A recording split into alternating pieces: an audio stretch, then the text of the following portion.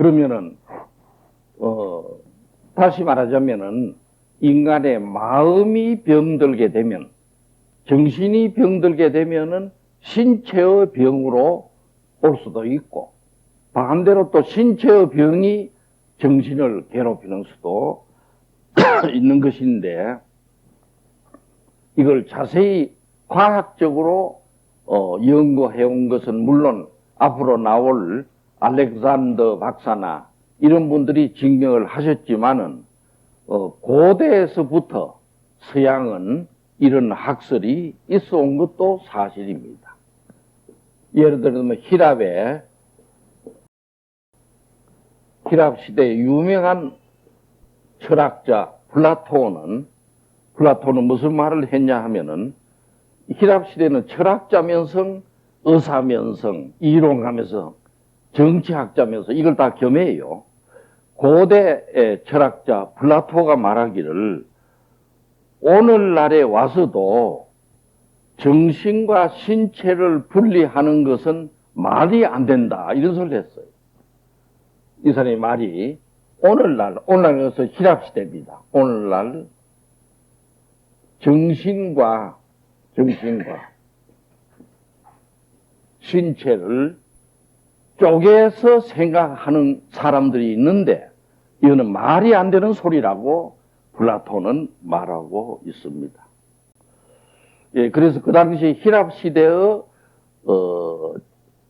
사람들이 병에 들면은, 배탈이 나거나 머리가 아프거나 하면은 정신적으로 왔다는 걸 이미 그때 알았어요. 알아가지고 치료는 누가 했겠나요? 치료는 그때는 정신과 의사도 없었는데 누가 치료? 예? 그 종교가도 있기 전에 철학가들이 치료를 했다고 그럽니다. 철학가들, 소피스트들이 한번 따라해보세요. 소피스트는 철학자들이 이래 말로서 설득하고 하는 사람들을 소피스트라 그래요. 뭐 오늘날은 소피스트라 하면 일면 궤변가라 이런 표현도 있지만은 말로서 상대를 설득하는 걸 소피스트라 그럽니다. 그래서 히랍 시대에는 인간이 병들면은 소피스트들이 치료를 하는데 특히 설득요법을 했다고 그러네요. 설득요법.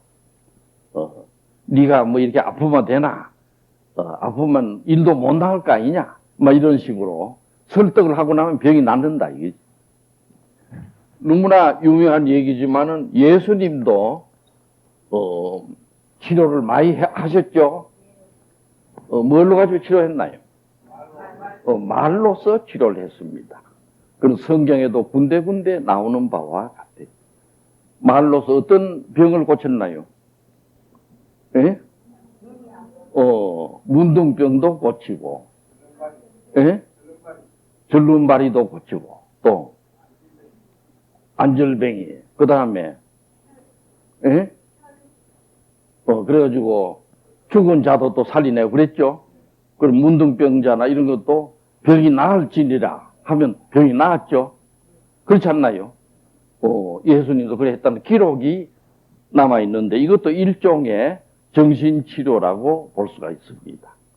그 당시는 사람들이 그렇게 지식이 높았습니까? 높지 않았습니까? 지식이 낮고 사람들이 순진했어요. 그러니까 예수님 같은 분이 나을지니라 하면 나았어요. 그 자리에서. 그런데 이제 요즘도 2000년이 지난 오늘날도 일부 교회에서는 사람들이 막 모두가 공부도 하고 야가 빠졌죠. 모두가. 그렇지 않나요? 그런 사람들 놓고 나을지니라 하면은 낫습니까? 안 낫습니까? 예? 낫어요. 근데 뭐 어쨌든 그런 현상을 볼 수가 있는데 그렇게 해가지고 잘 나갈 것 같지는 않은데 일시적으로 벌떡 일어설 수는 있을지라도 그런 체면으로 하면 곧 다시 나타난다 이렇게 볼 수가 있습니다. 그럼 과연 정신에서 신체의 병이 온다 하는 것은 극히 근래의 일입니다. 서양의학이 발전한 지 400년이 되었지만은 프로이트가 정신분석 치료법을 발견하고 그러고 나서 한참 만에 정신의 병이 신체의 병을 가져올 수 있다. 이걸 갖다 정신 신체 병이라 그럽니다. 한번 같이 따라 읽어보시면 정신 신체 병, 사이코, 소매딕, 디소다. 그래서 정신 신체 병이라 하는데 이것이 현대 의학이 찾아낸 것은 극히 근래의 일이다 하는 것을 알 수가 있습니다. 그럼 여러 학자가 있지만은 대표적인 사람 몇 사람을 들어보면은 월터 캐논이라는 사람이 있습니다. 월터 캐논이라는 의사가 있는데 이 월터 캐논은 자기가 연구를 할 때 뭘 가지냐면 스트레스를 가지고 주로 연구를 했어요. 스트레스.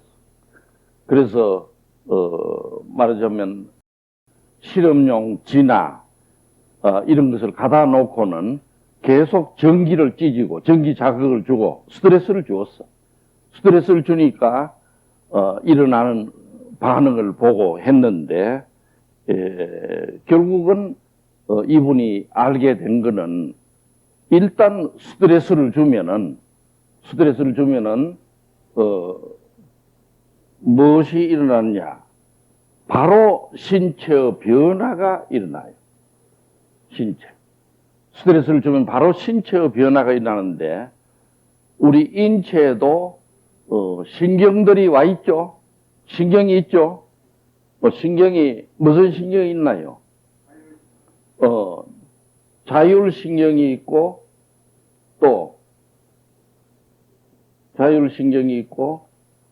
우리가 이래 움직이고 말하고 보고 하는 수의신경이 있어. 의사대로 하는 신경이 있는데 월터 캐논은 스트레스를 줄 것 같으면은 자율신경에 바로 영향을 줘가지고 자율신경은 여러분이 아시다시피 우리가 더우면은 어떻나요? 더우면은 땀이 나죠? 이 다 자율신경이 하는 겁니다. 또 놀래면은 어떻게 됩니까? 놀래면은 심장이 빨리 뛰죠? 그것도 자율신경이 하는 거죠. 우리가 이런 자율신경이 하는데 예를 들 것 같으면 놀래면은 눈알이 눈의 동공이 어떻게 됩니까? 커집니다. 커져. 그것도 자율신경이 하는 거예요. 그리고 놀래가지고 도망갈 파인데 변이 나와야 됩니까? 안 나와야 됩니까? 안 나와야 돼. 그 자율신경도 두 가지인데 하나는 교감신경이고 하나는 부교감신경입니다. 그 자율신경이 두 가지가 있어. 하나는 따라해줘. 교감신경, 부교감신경. 교감신경이라는 건 우리 인체 눈에도 가 있고 다 가 있어요. 혀에도 있고 온 인체에 다 있는데 근육에도 있고 있는데 교감신경은 자율로 나오지만은 주로 싸우려고 하는데 작용하는 걸 교감신경이라 그럽니다. 우리가 싸우려면 어떻게 하면 싸웁니까? 가만히 앉아 있을 때하고 싸우려 할 때하고 싸울 때는 몸 상태가 어떻게 돼야 잘 싸우죠? 근육이 긴장돼야 되고 또 근육이 긴장돼야 되고 그 다음에 눈은 커져야 되죠? 눈알이 그렇죠? 또 그 다음에 숨은 어떻게 돼야 되나요? 천천히 쉬어야 되나요? 빨리 쉬어야 되나요? 빨리 쉬어야 됩니다. 변은 나와야 되나요? 안 나와야 되나요? 싸울 적에 변이 나오면 곤란하지 아마? 안 나와야 돼. 그래서 교감신경은 알기 쉽게 말하면 싸우는 신경을 말합니다. 말하자면 긴장해가지고 말하자면 사이렌 소리가 일어날 때 작용하는 게 교감신경이라. 다시 말하자면 월터 케나는 스트레스가 오면은 교감신경이 작용합니까? 부교감신경이 작용합니까? 교감신경이 작용해요. 자율신경 중에 교감신경이 작용을 하는데, 조금 더 구체적으로 말하자면 교감신경이 어떻게 작용하냐 하면은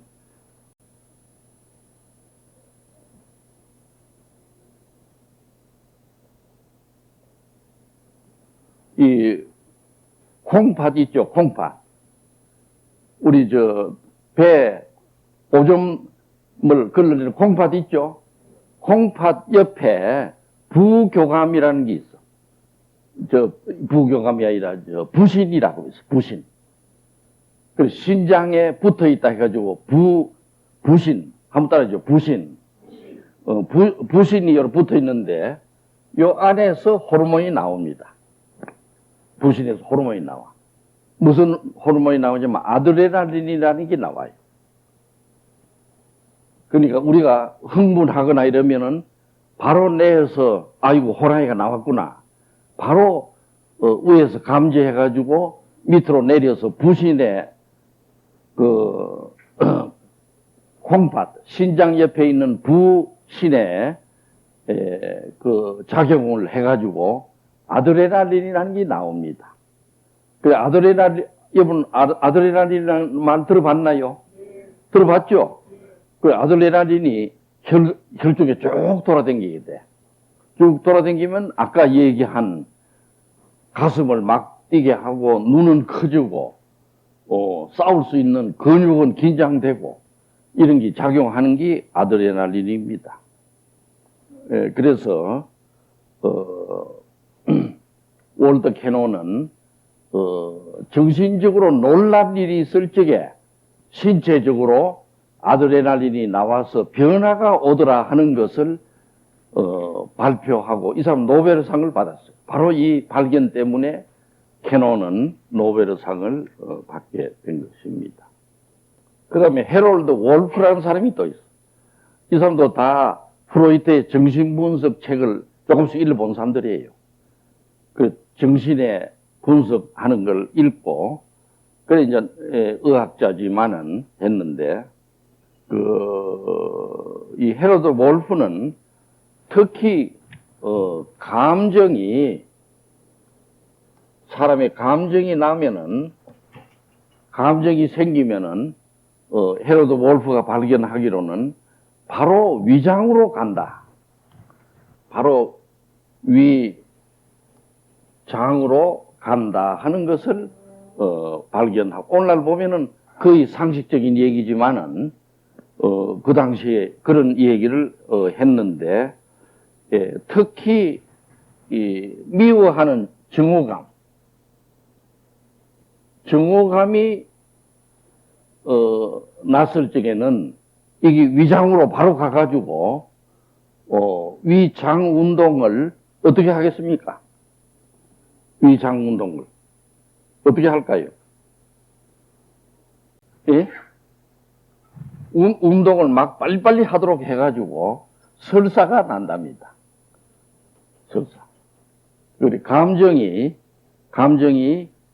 생겼을 때, 특히 증오감이 갑자기 생기게 되면은 장으로 가면은 장이 운동이 빨라져서 설사가 나오게 된다. 만약에 우울증이 오면 우울증의 감정이 가면은 바로 위장으로 또 간대요. 우울증도. 가면 위장 운동을 빨리 합니까? 천천히 합니까? 천천히 해가지고 결과적으로 어떻게 될까요? 예? 어떻게 돼요? 변비증이 온다고 그래요. 변비증. 그래서 월프는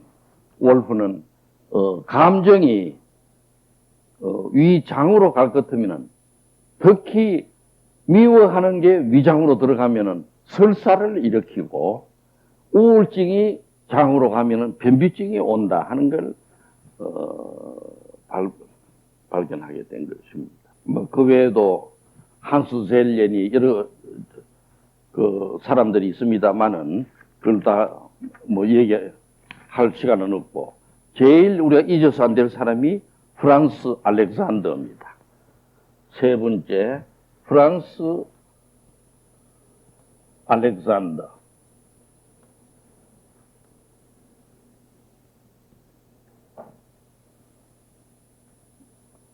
(1891년에)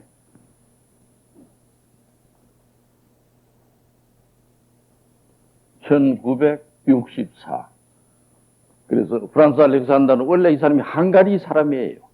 그런데 프로이트 밑에 가서 좀 배웠어요.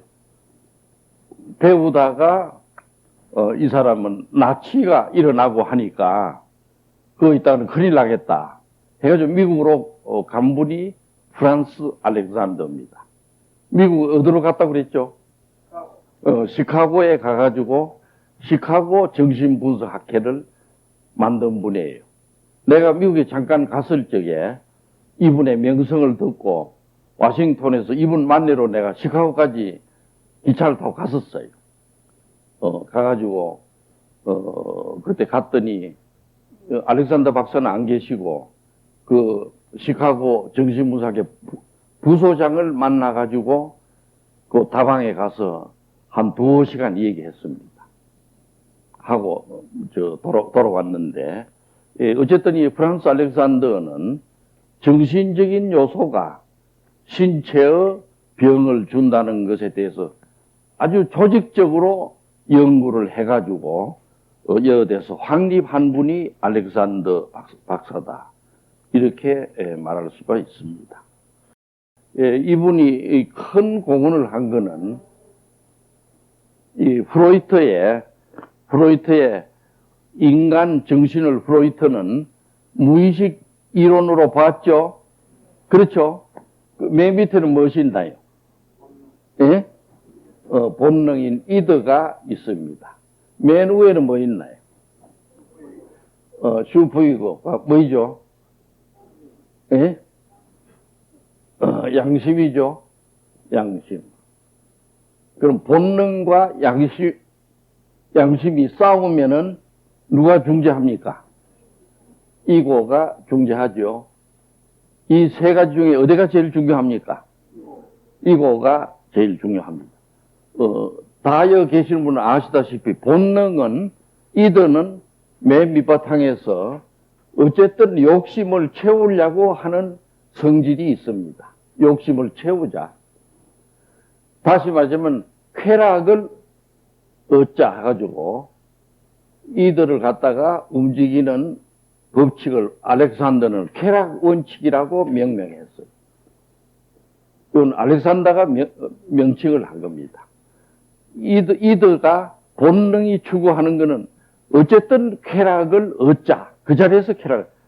예를 들어 맛있는 음식이 있으면은 그 자리에서 먹자 하는 쾌락 원칙이죠. 만약에 이드가 본능대로 하려면 즉시 양심이 어떻게 합니까? 안 된다, 그러죠? 양심은 무조건 하고 본능이 하는 건 안 된다, 그래요. 안 된다. 그래서 알렉산더 박사는, 미국에서 이걸 갖다가, 도덕 원칙이라고 그랬습니다. 도덕 원칙. 그 맞는 소리죠. 그런데 이드는 쾌락 원칙이라면은 양심은 안 된다. 도덕 원칙입니다. 이드가 요구하는 건 무조건 안 된다 그래요. 가령 아름다운 이성이 있다 하면 이드는 어떻게 됩니까? 이드는 어떻게 되죠? 만나자 이렇게 하죠. 가까이 가자. 그럼 양심은 어떻게 합니까? 안 된다. 무조건 안 된다 그래. 무조건 안 된다. 그러면 이거는 하려고 하고 이거는 안 된다 하면 싸움이 나죠. 마음속에 이걸 하는 게 이고인데, 이거는 양자를 조종하기 때문에 양자를 조종하는 역할을 합니다. 조종하는데, 그래서 이고를 움직이는 원칙을 현실 원칙이라 이렇게 알렉산더가 아주 참 말을 잘했어요. 그러니까 인간의 마음에는 본능대로 하자 하는 쾌락 원칙이 있냐 하면은 도덕 양심은 안 된다 하니까 그걸 갖다가 도덕 원칙이라 하고, 그 사이에 이고는 어쨌든 본능이 원하는 대로 한번 해줘보자 하는 게, 현실적으로 이룩하도록 하는 게 이고입니다. 이걸 그 현실 원칙이라 하는데, 알렉산더 박사가 또 하나 재미있는 거는 요걸 미국에 있는 나라의 민주국가에 무엇이 있나요? 상권 분립이 돼 있죠. 그렇죠? 상권 분립이, 몽테스키우가 말하는 상권 분립이 돼 있는데, 그래서 이들은 무엇에 해당됩니까? 상권 분립하면 국회에 해당된다, 이렇게 알렉산더가 박사가 말했어. 이들은 국회는 무조건 뭐 다리를 놔달라, 여기에 뭐 쌀 교부금을 내놔라, 어째라 요구하는 게 국회고, 도덕 원칙 이어는 무엇이겠습니까? 예? 사법부가 됩니다. 법원이 돼요. 사법부. 이고는 무엇이 되겠습니까? 행정부가 됩니다. 이걸 우리 알 수 있어. 여러분 이해하나요? 그러니까 우리 마음 속에 이더가 있고 슈퍼 이고가 있고 이고가 있는 거는 우리 마음의 상권 분립이 다 돼 있죠. 그렇게 볼 수 있죠. 그러니까 이더는 뭡니까? 이더는 국회고, 또 안 된다 하는 슈퍼 이고는 뭐죠? 사법부고, 어쨌든 하는 방향으로 하자 하는 행정 이고는 뭐죠? 행정부. 이해되나요? 요 이해 잘해야 되는데, 그리고 우리 마음 속에 상권 분립이 들어있다는 걸 똑똑히 알아야 돼. 요 세 가지가 잘 조화가 돼야 되죠. 그렇지 않나요?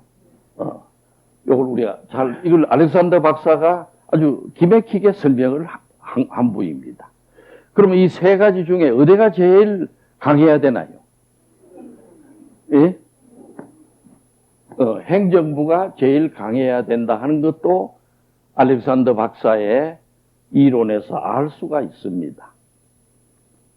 늘 내가 예를 드는 거지만은, 고등학생이 밤에 자다가 성격이 올라오거든. 이더가 올라오니까 저쪽 뒷집에 있는 순이를 밤 1시에 찾아갈까 하는 생각이 들죠. 들지 않나요? 들 때 양심은 어떻게 합니까? 안 된다. 어디 몇 시인데 찾아가나? 안 된다 하니까 이고는 어떻게 합니까? 예? 찾아가고 싶은 생각을 억압하고 공부를 죽으라고 하죠. 해가지고 어떻게 됩니까? 예? 예? 취직을 해요. 대학을 들어가서 또 고시를 하고, 그렇죠? 또 뭐 검사가 돼가지고 월급을 받아가지고는 어떻게 합니까? 예? 소고기를 몇 건 사가지고 순이 집에 찾아가죠. 가가지고 그걸 내놓고 절을 하고, 절을 또 잘해야 됩니다. 사놓고 뭐 먹으라고 이래 해놓으면 안 되고, 사람이 절을 잘해야 돼. 그래 하고는 잘하면 그 집에서 그러면 결혼해라 하고 허락하죠. 허락을 받고서는 같이 춤을 추고 이래 하지 않습니까? 그렇죠? 그래 하는 게 이고다. 그러니까 알렉산더 박사의 이 학설은 참으로 많은 것을 우리에게 가르쳐 주는 겁니다. 그래서 우리 치료도 어디를 강화하려고 하는 겁니까? 이고를 강화하려는 게 치료의 목표입니다. 이어서 이렇게 강의하는 것도 괜히 강의하는 게 아니에요. 이 듣는 사람으로 하여금 대한민국에서 살아가려면은 어떻게 해야 된다. 한국이 어떻게 돌아간다. 북한은 어떻다. 현정은 씨는 왜 지금 돌아오는 게 늦다. 돌아오는 게 늦죠? 아직 안 돌아왔죠? 왜 그렇다. 이런 판단을 잘해가지고 이고를 강화해야 살아나갈 수가 있습니다. 취직도 잘하고 돈도 벌 수 있고, 이고가 약하면은 살 수가 없는 거죠. 이것을 프랑스 알렉산더 박사는 얘기하고 있는 것입니다.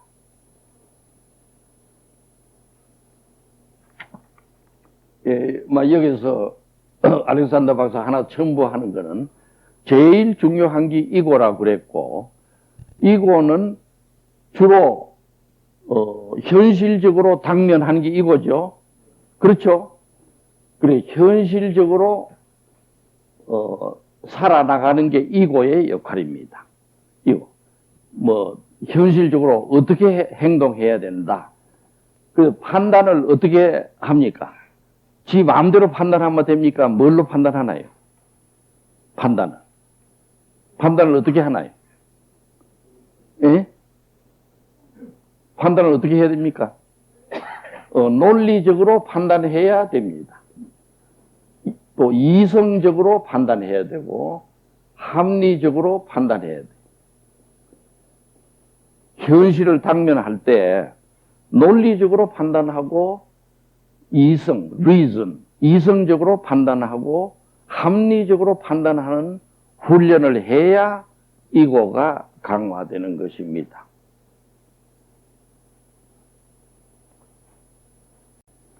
그래서 이 병에 걸린 사람에게도 이런 강의도 듣는 사람으로 하여금 이고를 강화시켜 주는데, 강화시켜주는 방법은 합리적 생각을 하도록, 또 이성적인 판단을 하도록 자꾸 촉구하는 게 우리 치료의적 강의의 목표다, 이렇게 볼 수 있어요.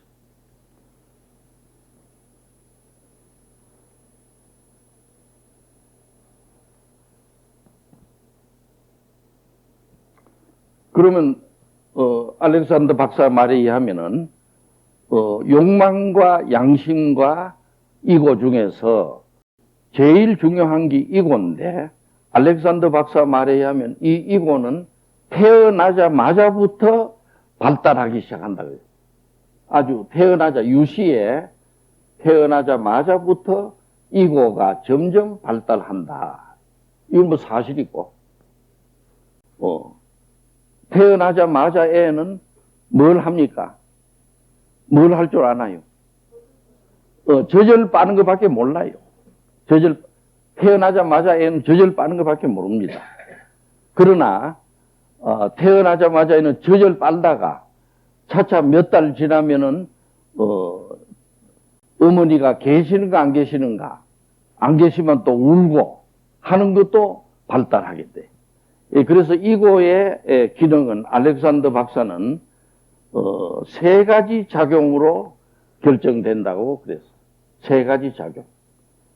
하나는 뭐냐 하면은 부모의 태도가 중요하다. 알렉산더 박사는 이렇게 말하고 있어요. 부모의 태도에 따라서 이고가 발달하기도 하고 혹은 발달 못하기도 한다. 특히 부모가 자식을 대하는 태도, 다시 말해서 훈육 태도가 중요하다 그랬어. 훈육 태도. 예를 들 것 같으면은 어린아이가 젖을 다 먹어놓고 어머니가 또 잠시 개 모임에 가야 되는데 또 울고 보채고 하면은 그때 어머니가 어떻게 해야 됩니까? 계속 젖을 먹여야 됩니까? 예? 어떻게 해야 되나요? 잘 모르나요? 예? 그래서 안 될 거는 안 된다. 너 방금 다 먹지 않았냐? 이런 식으로 될 거는 되고 안 될 거는 안 되고, 훈육이라 하는 것은 예스만 예스고 노만 노다 하는 걸 가리는 게 훈육 태도입니다. 이거는 된다 안 된다. 그걸 어머니가 특히 해야 돼. 그 나도 절실히 느끼는데 우리 치료 경험에도 어머니가 이어서 애매한 태도를 취한 사람은 병이 잘 낫지 않아요. 병이. 예를 들 것 같으면은 병원에 잘 다니는 사람이, 딸이 조금 더 치료하면 완전히 나. 나한테 무단히 어머니 나 교회 2박 3일로 가겠습니다. 이러거든. 예? 그럴 때 어머니가 어떻게 해야 되나요? 안 된다. 병을 치료를 하고 교회를 가야 이래야 되는데, 그래. 그러면 교회도 가. 2박 3일. 가가지고 엉망으로 악화돼가지고 오죠? 또 그러면 치료를 또 하고. 그러니까 이긴지 저긴지 모르고 이래 되면 생전 치료가 안 됩니다. 그럴 땐 빨리 자르는 게 제일 좋아요. 그래서 부모의 태도가 얼마나 중요한지 몰라. 특히 어머니의 태도. 예수와 노가 분명해야 됩니다. 그래, 예수와 노를 통해 가지고 훈육 태도를 결정하고 또 부모의 성격도 자연히 아이들이 닮게 돼요. 부모의 성격. 그러니까 아무리 1살짜리, 2살짜리 유아라 하더라도 유치 하나만 어머니가 어떻게 행동하는가 이런 걸 봅니다. 화를 내는가 어떤가 이런 걸 봐요. 그렇기 때문에 성격도 중요하고 또 하나 중요한 게 유전적 요인이다. 그 부모가 대대로 내려오는 어떤 유전적 요인이 있나 하는 게 중요하다. 이렇게 볼 수가 있어. 이어도 내가 늘 관찰해 보면은 부모를 내가 왜 만나보냐 하면 부모가 아주 고상하게 생긴 어머니가 있어요. 그런 사람은 꼭 병이 났습니다. 또 부모를 만나볼 때 영 비천하고 사람이 천하고 이런 사람 같으면 자식 병도 잘 안 나서요. 그래서 이게 유전적, 가족적 요인이 중요하다고 알렉산더 박사는 말하고 있습니다. 예, 그 다음에 알렉산더 박사는 이고가 강화되느냐 약화되느냐 하는 갈림길은 전반적인 심리 환경이 중요하다. 이렇게 말하고 있습니다. 심리적 환경이 사이콜로지컬 밀류가 중요하다. 밀류. 한번 따라해줘. 심리 환경. 밀류. 영어로는 밀류라고 써놨는데 이 불란서에서 온 단어예요. 이 단어가. 그래서 밀류라고 안 읽어요. 영어로도 밀뢰 그럽니다. 한번 따라해줘. 밀뢰. 그 심리적 밀뢰가 중요하다. 그 환경에 심리적이게 안정되어 있나 불안한가. 막 집안에도 보면 조용하고 이런 집안이 있냐 하면 막 부엌에서는 뭘 쓰는지 탕탕탕 걷고 또 저쪽에 누구는 올라가다 후닥닥 넘어지고 여러 가지가 있죠. 그러니까 심리적 밀뢰가 중요하다 하는 것을 알렉산더 박사는 말하고 있습니다. 예, 그래서 알렉산더 박사는 이 이고란 것이 제일 중요한데 이고가 누구를 담당해야 되냐면 세 가지를 담당해야 돼요. 하나는 누구를 담당해야 됩니까? 누구하고 마주쳐서 일을 해야 되나? 예? 본능하고 싸워야 됩니다. 이고가 본능하고 싸워야 돼요. 본능이 하고 싶다 하면 이고는 안 돼, 참아 이렇게 하는 거예요. 그 다음에 뭐하고 또 싸워야 됩니까? 양심하고 싸워야 돼. 슈퍼 이고하고 양심하고 싸운다 말은 무슨 말이냐 하면 양심이 지나치게 큰 사람 있죠. 지나치게 양심적인 사람 있죠. 조그만 뭐 틀리도 막 화를 내고 있는 사람이 있거든. 가다가 뭐 먼지만 좀 쌓여 있어도 막 못 견디고 화를 내고 이런 사람이 있어. 또 책도 딱 꼽아놓은 대로 그대로 있어야지 하나만 만약에 바뀌어서 있거나 하면 공부를 못해요. 그거 다 지운다고. 그런 사람 있죠. 그건 지나치게 양심이 비대해서 그래. 병적 양심이다. 이거는 이거하고 싸워야 되고 또 세 번째는 누구하고 싸워야 됩니까? 현실과 싸워야 돼. 현실이라는 것은 살아가는 데 있어서 옷을 입어야 되고 강화문에 가려면 돈을 내야 되고 그런 게 있죠. 그래서 이거는 세 가지와 항상 싸워가지고 잘 조정하는 게 이고의 역할이다. 이렇게 말할 수가 있습니다. 그 이고가 얼마나 중요한지 모른다 하는 것을 알 수가 있어. 그래서 우리는 이거를 단련하는 게 치료다. 이렇게 봅니다. 예, 그래서 프로이트가 아니라 알렉산더 박사는 말하기를,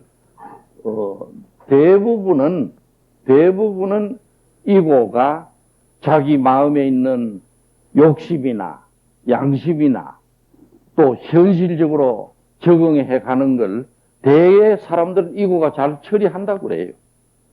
대개 처리하죠. 그렇지 않나요? 어린아이가 자라가지고 또 유치원도 가고, 그 다음에 또 데리러 가면 또 따라서 오고, 공부도 하고 이래 하죠. 그 이고가 다 하는 거라. 그런데 알렉산더 박사는 말하기를, 만약에 이고가 이걸 다 감당하는데 성공을 못하면 어떻게 되냐. 성공 못하면은, 본능을 다스리는 것도 성공을 못하고, 양심이 지나치게 압력을 주는 것도 성공을 못하고, 현실 적응도 안 되고, 이러면 어떻게 되겠습니까? 이거가 이래 되면. 어떻게 될까요? 마음 상태가 어떻게 될까요? 속으로는 막 이래 돈을 가지고 저리 가고 싶다, 어디 놀러 다니고 싶다, 막 하이마트에 가지고 이거저거 다 사고 싶다, 이런 생각이 들고, 이래도 이고는 안 된다 그러고 있지 아마. 이고가 안 된다 하다가 너무 본능이 강하면은 이고가 밀리게 되지. 그렇죠? 밀리게 되면 어떻게 되나요? 본능대로 막 천방지축으로 날뛰지. 날뛰면은 어떻게 됩니까? 예? 예? 뭐 잘못하면 정신병에 들어갈 수가 있지. 들어갔다 나올 수가 있긴 있어. 그래서 이고가 이걸 잘 다스려야 되는데, 보통 사람은 이고가 잘 다스려요. 다스리는데, 알렉산더 박사는 만약에 이고가 다스리지 못하면 어찌 되냐? 병정상을 만든다고 그럽니다. 병정상을 보살한다.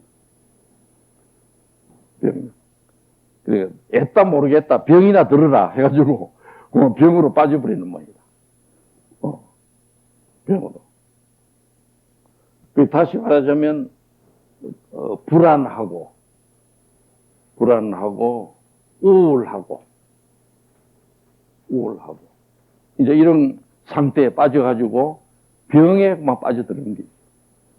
그래서 이고가 자기를 다스리지 못하면 우울증에 빠지게 된 사람은 기운이 없다 하고 하루 종일 잠을 또 못 잔다. 또 어떻게 합니까? 우울증에 빠진 사람은 밥맛이 없다. 또 밥을 봐도 밥을 안 먹는다.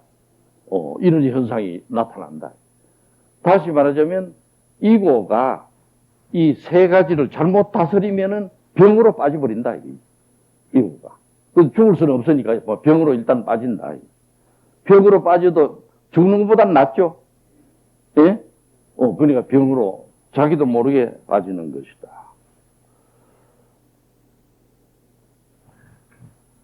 이제 그래도 또 병으로 빠져도 안 될 뿐 아니라 스트레스가 계속 쌓이는 사람, 계속 스트레스가 쌓여가지고 막 밤에 자기도 힘들고 자도 이상한 소리가 들려와. 막 이렇게 스트레스가 커지고 긴장이 되고 이런 사람들은 또 어떻게 되냐? 이런 사람들은 자기의 이 불안이나 병을 갖다가 자기 신체로 퍼넘긴답니다. 신체로 퍼넘기는 그것이 신체 정상이라는 거죠. 그러니까 이고가 자기를 도저히 감당을 못하고 이래 되면은 결국은 자기 신체를 갖다가 그만 퍼넘기 가지고 신체 부분을 선택해서 니야 죽든가 말든가 나만 살자, 뭐 이런 현상이 온다는 겁니다. 여러분 이해가 됩니까? 신체로 퍼넘긴단 말 알겠나요? 예를 들면 어떤 사람이 직장에서 경고 처분을 받고 너는 이제 그만둬야 된다 하는 처분을 받으면 불안합니까 안 합니까? 불안하죠? 그러면 이고가 처음에는 감당해가지고, 자, 그러면 내가 어떻게 한다. 딴 데로 갈 때를 찾아보자. 여러 가지 해요. 그래도 감당을 못하면은, 아이고, 모르겠다. 신체 번영기법입니다. 그 불안한 사람이 어디로 번영깁니까? 신체로 번영긴 사람은 머리가 아프다 그래. 아이고, 머리야. 하고 머리를 막 때려주죠. 그렇죠? 머리가 아프다. 머리로 번영기는 거야. 또 어떤 사람은 다리로 해가지고 다리가 아프다고, 어떤 사람도 어깨가 막 쑤신다고 그런 사람 있죠? 예? 날개뼈 있는 데가 막 쑤신다. 그건 날개뼈로 또 번영인 겁니다. 그래서, 알렉산더는, 이렇게 신체로 번영기를 갖다가, 정신적으로 오는 신체병이다. 사이코소매틱이라고 말하고 있습니다. 우리가 지금 강의하고 있는 사이코소매틱, 정신신체병은 우리 마음의 불안이 마음 속에 있는 이런 것이 신체로 번영긴 경우를 말하는 것입니다. 더 자세한 것은 나중에 나오겠지만은 알렉산더가 또 하나 훌륭한 공헌을 하신 거는 어떤 감정을 신체로 번영기있나에 대해서 자세히 연구를 하고 있어서 나중에 한 번 더 살펴보겠지만 한두 가지만 예를 들면은 어머니의 모성애를 못 받아가지고 모성애를 갈구하는 사람이 있답니다. 어릴 때 젖을 충분히 먹고 잘한다, 모성애를 충분히 받고 이런 애들은 괜찮은데 젖도 제대로 못 먹어. 어머니가 또 냉정해가지고는 가까이 가도 저리 가. 이래. 이런 모성애를 갈구하는 사람은 알렉산더 박사가 연구를 해보니까 위궤양으로 간다 하네요. 위궤양. 자기가 많은 환자를 관찰한 결과 모성애를 못 받은 사람은 위가 흔한 위궤양으로 간다. 그 다음에 어머니가 자꾸 젖을 먹는 애를 보고 나는 떠나간다 하는 사람 있죠. 그렇죠? 어머니가 난 너 때문에 지금 살지, 나는 곧 간다. 그래가지고 이별 불안이 생긴 아이들이 있을 거 아닙니까? 이별 불안이. 그리고 어머니가 언제 갈지 모른다. 내가 여기 있다가 참으로 어머니만 떠나면 나는 죽는데, 이래 생각한 애는 무슨 병이 된다 했나요? 예? 예? 이런 사람은 기관지 천식이 온답니다. 기관지 천식. 또 알렉산더 박사가 말하는 거는 훗날 다른 사람도 얘기했지만 증오감이 있는 사람, 어릴 때부터 미워 죽겠는데 그걸 참은 사람, 이런 사람은 알렉산더 박사가 보니까 주로 관절염으로 간다 하네. 관절염. 그리고 또 일부는 고혈압으로 간다.